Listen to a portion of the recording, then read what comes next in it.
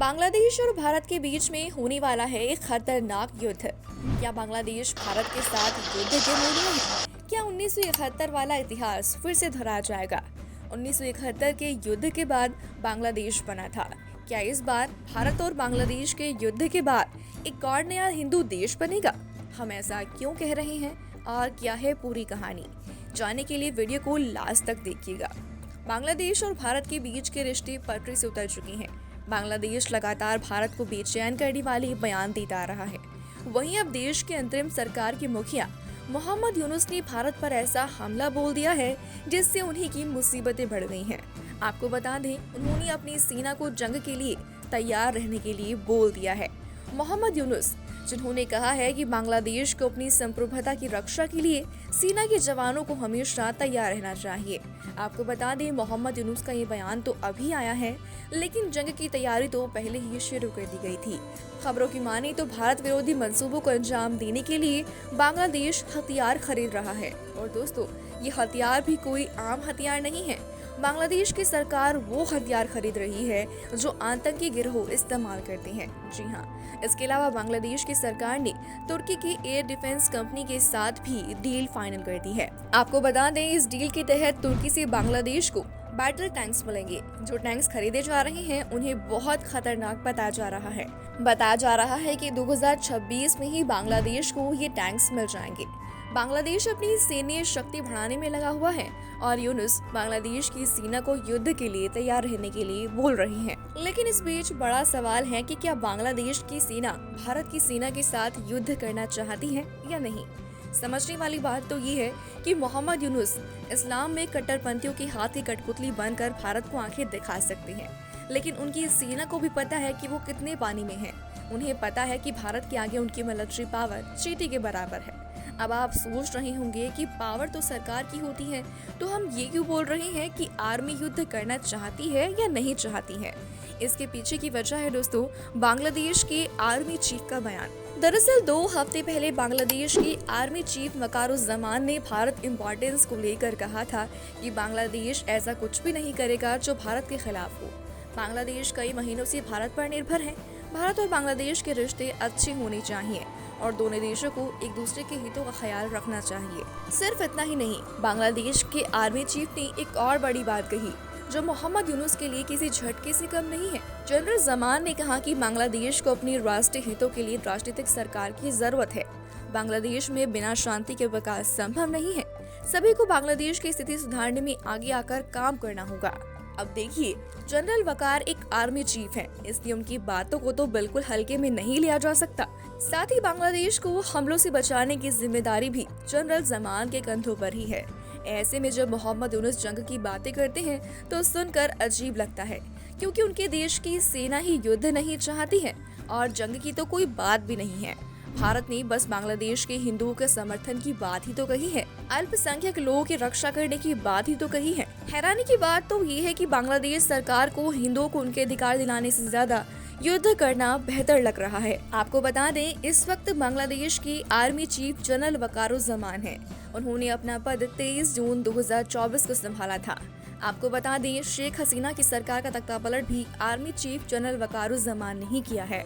इस वक्त बांग्लादेश का सबसे ताकतवर आदमी अगर कोई है तो वो आर्मी चीफ जनरल वकारुज्जमान है। बांग्लादेश सेना की वेबसाइट के अनुसार जमान के पास बांग्लादेश के राष्ट्रीय विश्वविद्यालय के रक्षा अध्ययन में मास्टर डिग्री और किंग्स कॉलेज लंदन से रक्षा अध्ययन में मास्टर ऑफ आर्ट्स की डिग्री है। सेना प्रमुख बनने से पहले उन्होंने 6 महीने से थोड़े अधिक समय तक चीफ ऑफ जनरल स्टाफ के रूप में भी कार्य किया है।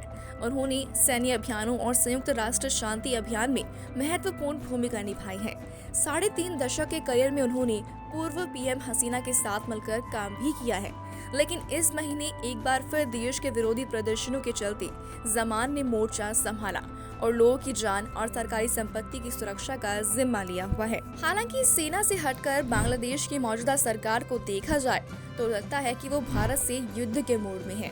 ऐसे में जानते हैं कि अगर भविष्य में भारत और बांग्लादेश कभी आपस में भिड़े तो किसकी सेना किस पर भारी पड़ेगी। आखिर बांग्लादेश और भारत में किसके पास कितनी मिलिट्री पावर है, बांग्लादेश की सेना कितनी ताकतवर है।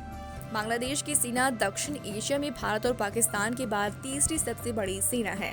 ग्लोबल फायर पावर की रिपोर्ट के अनुसार बांग्लादेश की सेना 145 ताकतवर सेनाओं वाले देशों की लिस्ट में 37वें नंबर पर आती है। बांग्लादेश की सेना में 1,75,000 सक्रिय सैनिक हैं। इसके अलावा 281 टैंक, 13,100 बख्तरबंद गाड़ियां और 20 स्वचालित तोपखाने हैं। वहीं बांग्लादेश की सेना के पास 370 टो आर्टिलरी, 70 रॉकेट्स हैं। बांग्लादेश अपनी सेना पर हर साल $3.8 बिलियन खर्च करता है। ये पैसा भारत और पाकिस्तान के बाद दक्षिण एशिया में सबसे ज्यादा है। वहीं अगर बात करें इंडियन मिलिट्री पावर की, तो ग्लोबल फायर पावर 2024 की रिपोर्ट के अनुसार भारत की सेना दुनिया की चौथी सबसे ताकतवर सेना है। भारत के ऊपर सिर्फ अमेरिका, रूस और चीन की सेना है। आप इसी से अंदाजा लगा सकते हैं कि बांग्लादेश की सेना भारत की सेना के सामने चींटी की तरह है।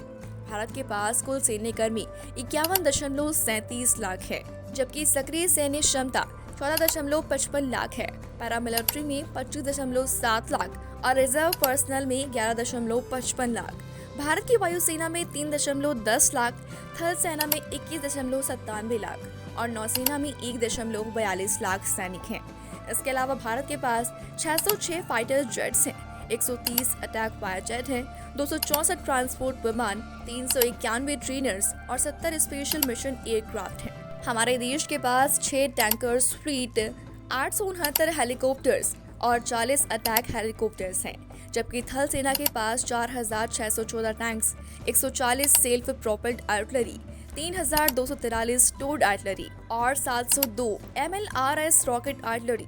इसके अलावा भारतीय सेना के पास 1.51 लाख से ज्यादा गाड़ियां हैं, जबकि भारतीय नौसेना के पास 12 डिस्टार्स, 12 फ्रिगेट, 8 कॉर्वेट, 18 पनडुब्बियां और 137 पेट्रोल व्हीसल हैं। दोनों सेनाओं का आंकड़ा देखकर आप समझ ही गए होंगे कि किसकी सेना में कितना दम है। वहीं आपको बता दें, बांग्लादेश में हुई हिंसा में कई सौ लोग मारे गए, काफी जान और माल का भी नुकसान हुआ। बांग्लादेश में कर्फ्यू तक लगाना पड़ गया, यहाँ तक कि स्कूलों और कॉलेजों को भी बंद कर दिया गया। प्रदर्शनकारियों ने सड़कों पर जमकर हंगामा किया और लास्ट में आकर शेख हसीना की सरकार गिर गई और उन्होंने इस्तीफा दे दिया। अब इन सब के बाद बांग्लादेश की स्थिति काफी खराब है।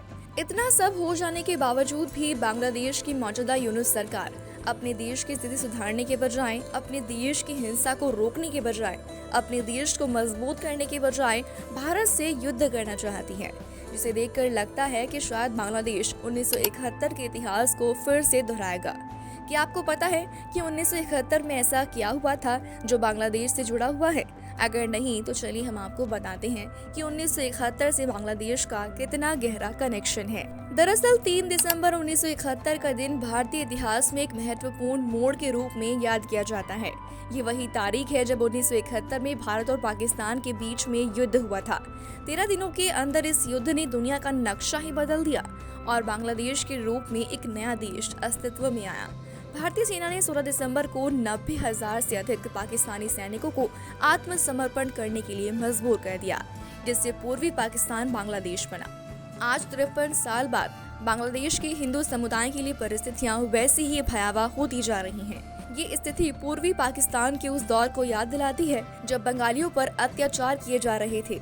तब भारतीय सेना ने वहां जाकर लोगों की रक्षा की थी, लेकिन बांग्लादेश के लिए भारतीय सेना ने उस वक्त जो किया था शायद अब वो उसे भूल चुका है, क्योंकि आज हालत ये हो गई है कि बांग्लादेश से शेख हसीना के हटने के बाद से भारत और बांग्लादेश के रिश्तों में रोजाना खटास बढ़ रही है। इस रिश्ते में खटास इतनी ज्यादा बढ़ चुकी है कि भारत और बांग्लादेश के जारी तनाव के बीच बांग्लादेश के शैक्षिक संस्थानों में भारतीय तिरंगे के अपमान की खबरें सामने आ रही हैं। पहले कोलकाता में बांग्लादेश के डिप्टी हाई कमीशन के ऑफिस के बाहर उग्र प्रदर्शन हुआ और फिर 2 दिसंबर को त्रिपुरा की राजधानी अगरतला में मौजूद बांग्लादेशी हाई कमीशन ऑफिस पर भी लोगों ने प्रदर्शन किया। हालांकि भारत सरकार के विदेश मंत्रालय ने स्वयं बयान जारी कर इस घटना की निंदा की। अब हालात ये हो गए हैं कि 1971 के युद्ध के दौरान भारत और बांग्लादेश के बीच जो दोस्ती कायम हुई थी वो आज धीरे धीरे कमजोर होती जा रही है। विशेषज्ञों का मानना है कि बांग्लादेश में बढ़ते इस्लामिक कट्टरपंथ और भारत में बंगाल की राजनीति के चलते दोनों देशों के बीच दरार बढ़ रही है। बांग्लादेश में हिंदू समुदाय आज भी कई तरह की चुनौतियों का सामना कर रहा है। हालांकि अगर ये विवाद नहीं सुलझा तो इसका असर भारत और बांग्लादेश के व्यापारिक कूटनीतिक संबंधों पर भी पड़ सकता है। दोनों देशों को अपने ऐतिहासिक संबंधों को ध्यान में रखते हुए आपसी विवादों को सुलझाने की जरूरत है। 3 दिसंबर 1971 की तरह आज भी भारत और बांग्लादेश को आपसी सहयोग की जरूरत है। अगर समय रहते इन विवादों को हल नहीं किया गया तो इसका असर दोनों देशों की सुरक्षा पर गहरा हो सकता है। खैर, भारत और बांग्लादेश के रिश्तों में अब आगे क्या मोड़ आएगा, इसको लेकर आपकी क्या राय है कमेंट बॉक्स में बताएं। साथ ही वीडियो अगर आपको अच्छी लगी हो दोस्तों तो वीडियो को लाइक एंड शेयर कर दें ताकि हम आपके लिए कंटिन्यू ऐसे ही इंटरेस्टिंग कंटेंट लाते रहें। शुक्रिया।